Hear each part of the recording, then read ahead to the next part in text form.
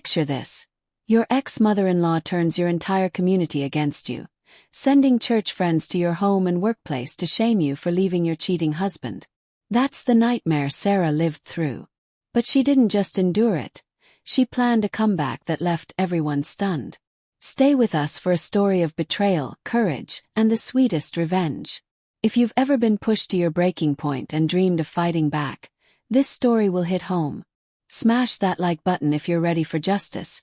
Subscribe for more epic Reddit revenge tales. And let's dive into Sarah's journey of reclaiming her life. Sarah's life once felt like a dream. 15 years ago, she stood in a white dress, exchanging vows with John under a canopy of flowers in their small-town church. Their daughters, Emily, now 17, and Lily, 15, filled their home with laughter.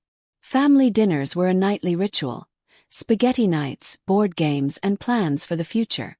Sarah, a dedicated accountant, balanced her career with motherhood, believing she had built a life that would last forever.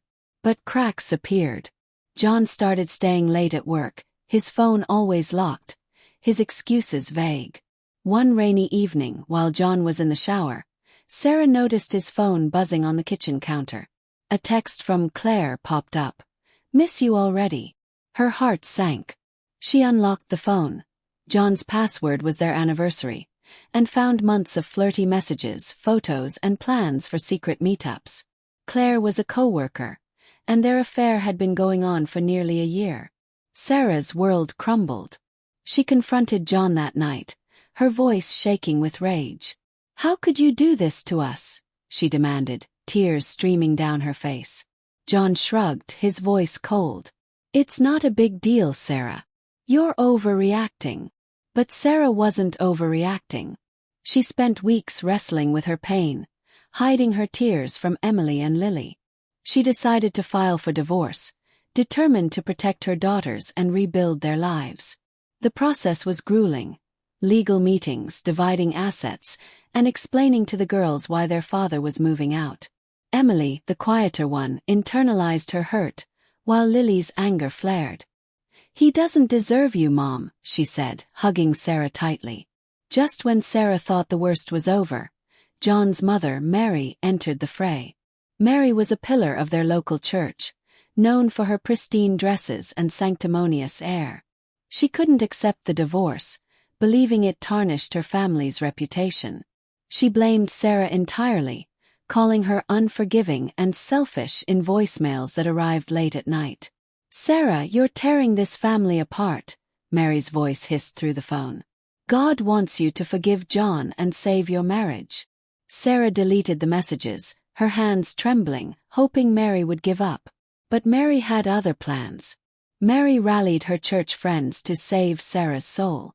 It started with Mrs. Thompson, a stern woman with a penchant for judgment. One evening, as Sarah helped Lily with algebra at the kitchen table, the doorbell rang. Mrs. Thompson stood there, Bible in hand. "Sarah, I'm here to talk about your marriage," she said, pushing past the threshold. "John made a mistake, but divorce is a sin." Sarah's stomach churned. "Mrs. Thompson, this is my home. Please respect my decision." But Mrs. Thompson pressed on. "You're setting a terrible example for your girls. God doesn't approve." Lily, overhearing, stormed into the room. "Leave my mom alone," she shouted, her face red. Sarah ushered her daughter away, her heart pounding with anger and humiliation. These visits became a weekly ordeal. Different church ladies appeared, each with the same script. "Forgive John, save the family, don't defy God." Sarah felt like a prisoner in her own home. The harassment escalated to her workplace, a small accounting firm where Sarah managed a team. One afternoon, during a critical client meeting, her receptionist interrupted. "Sarah, 3 women from your church are here. They say it's urgent." Sarah excused herself, her palms sweaty. In the lobby, 3 church ladies stood, their voices carrying. "Sarah, you're making a grave mistake," one declared. "You need to reconcile with John for your daughter's sake." "Not here," Sarah pleaded, glancing at her co-workers' curious stares. "This is my workplace." But they ignored her, preaching about sin until her boss intervened, escorting them out. Sarah returned to her desk, her face burning with embarrassment.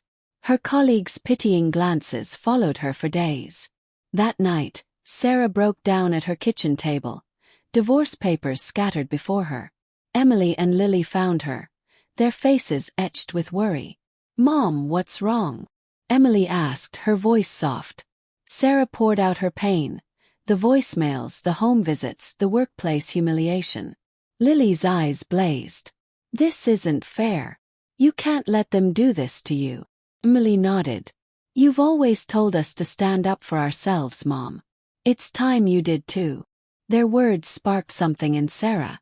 She was done being a victim. Over the next few weeks, she became a detective in her own life. She saved John's incriminating texts, emails from Mary urging him to lie about the affair, and recorded a call where Mary berated her.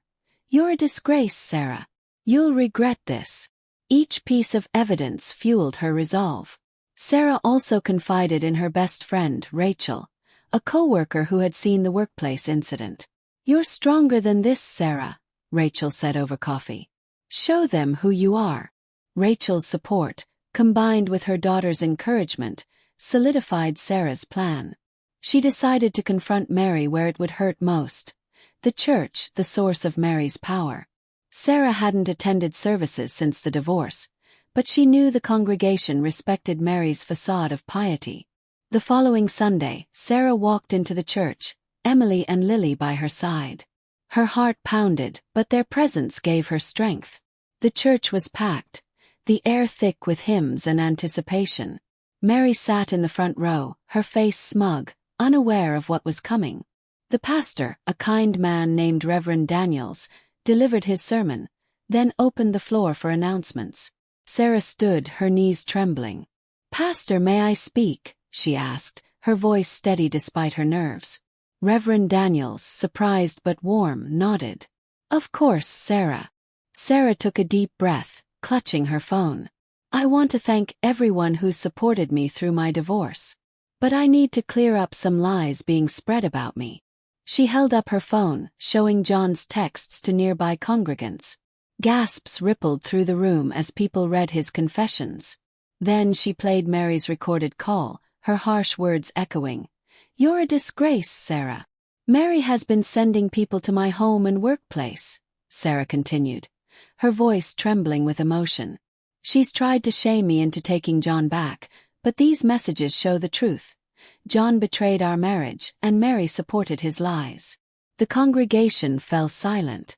Mary's face drained of color. She stood, trying to interrupt.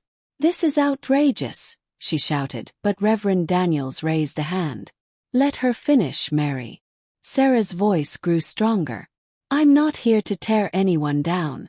I just want the harassment to stop so I can raise my daughters in peace." When she finished, the silence broke. Murmurs filled the room as people turned to Mary with disapproval. Some approached Sarah, offering hugs and apologies. Mary, humiliated, grabbed her purse and stormed out, never to return to the church. Mary's exit was a moment of triumph.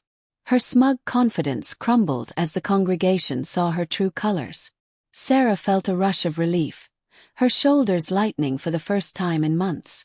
Emily and Lily squeezed her hands, their proud smiles saying it all. Sarah had reclaimed her life and shown her daughters what it meant to stand tall. Sarah's story isn't just about revenge. It's about finding your voice when the world tries to silence you. By exposing Mary's lies, she protected her family and taught her daughters the power of courage. Sometimes, justice means standing up and speaking your truth, no matter how hard it is. Sarah's victory was unforgettable, but she's not the only one who got justice. Next, we'll hear about Lisa, who turned a toxic workplace into her ultimate triumph.